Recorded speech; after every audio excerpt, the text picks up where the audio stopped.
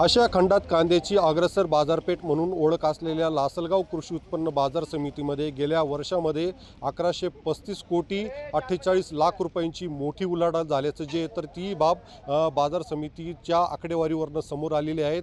आपण पाहू शकतायत का लासलगाव बाजार समितीमध्ये या ठिकाणी 1 जानेवारी 2024 ते 31 डिसेंबर 2024 या दरम्यान कांदा उत्पादक शेतकऱ्यांनी आपला कांदा जो आहे तर तो 55,71,000 क्विंटल कांदा आहे तर या ठिकाणी विक्रीसाठी आणलेला होता आणि ह्या कांद्याच्या उलाढालीमध्ये या ठिकाणी 1135 कोटी 48 लाख रुपये इतके जी तर चलन शेतकऱ्यांना या उलाढालीमागं वाटप करण्यात आलेलं आहे।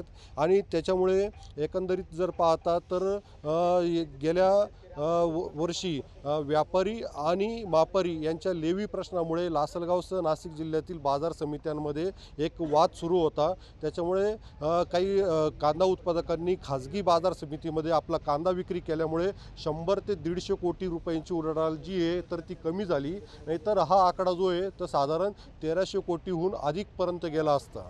उमेश पारिक, TV9 मराठी, लासलगाव, नाशिक।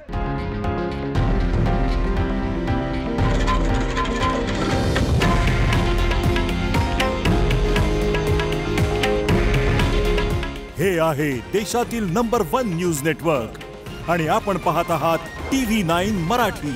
काळजी तुमची, हित महाराष्ट्राचं।